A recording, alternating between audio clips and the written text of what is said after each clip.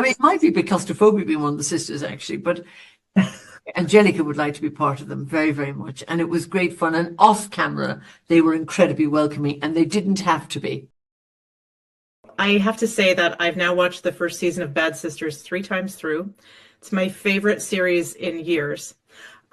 So excited to see the second season. I would love to go to you first, Fiona, and just ask you kind of I was generally. very good in season one, I think. Yes, you were brilliant. Really under the radar.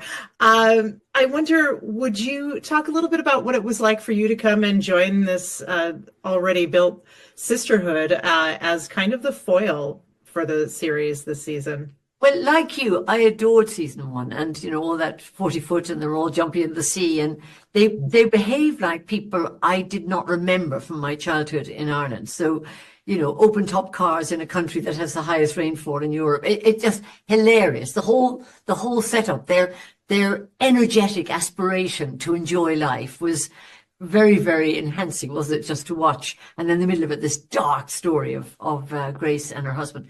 So I loved it, and I was so surprised and so delighted. And I honestly thought they'd probably just want me in an episode or something. So I was immediately interested. So I was very surprised that they wanted me to go thread through the story. I loved it. Yeah, well, you're a wonderful addition. So we're happy to have you. Thank And you. lucky then, yes. Thank you. And Anne-Marie, one of the things that is a real pleasure, especially at the very start of the second series here, is that we get to see Grace with some joy. I Which know. The could wedding. you talk about having, being able to play her with joy? It was so lovely, to feel that she was really inhabiting herself Yeah. and that she felt that her life was just about to begin and maybe she could just leave behind all the detritus of her hellish existence with JP. But of course, we know that takes a lot of denial and Secrecy. secrecy. So Yeah. it's funny, it was that lovely elastic pull that you feel when you play really interesting characters between this sort of the past and the future that often happens with subtext, so it was great. Yeah, wonderful. It was great to see it while it lasted. And then Fiona, would you chat a little bit about Angelica is a religious ideologue to some degree and has a little bit of I think, a cruel streak. There's that little moment with Roger where she doesn't make the bet and she kind of really relishes in that. Would you talk about playing this woman who is very set in her ways? Yeah, well, I mean, she's a woman, lives with Roger, her brother, and she has to make the best of that because her husband died.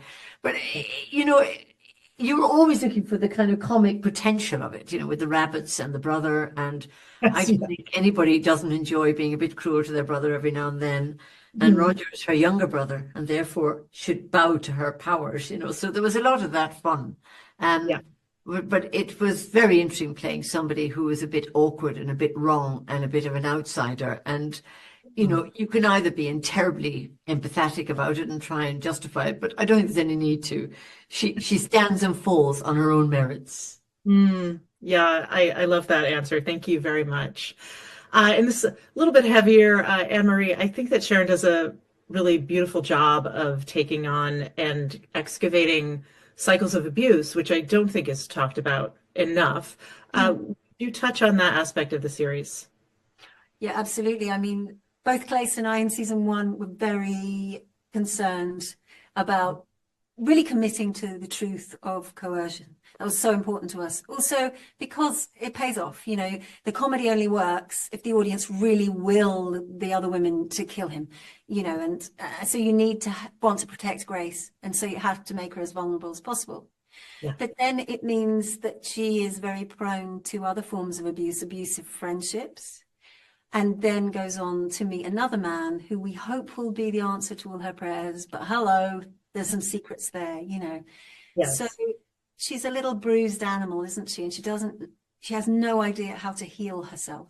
And she's a daughter who she's got. And I'm a mama, and the lessons what you try to teach your kids by your actions, but Grace is nowhere near being evolved enough to realize that, even though her heart is a good heart, you know. Yeah. This is Yeah. and I suppose you're right. That's the point. Sharon writes it in a beautifully knotted, tangled way, and that's the reality. Yeah, it really is. It excavates something very deep. And then, Fiona, would you talk about this kind of general? I know that you're not one of the sisters, but I feel like Angelica wants to be a part of a group.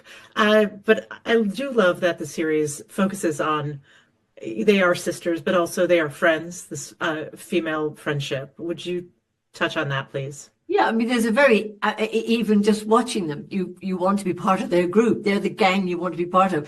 And actually all through the series, it's all through that particular season, even at the end, she doesn't want to, she wants to just be with them all the time because there's energy and friendship, as you say, and mutual support. And I think that's, a really enviable, they're a very enviable group. Yeah. I mean, it might be claustrophobic being one of the sisters, actually, but Angelica would like to be part of them very, very much. And it was great fun. And off camera, they were incredibly welcoming, and they didn't have to be, but they were very nice to me. So I had a lovely time. I was part of the sisters when we were off camera.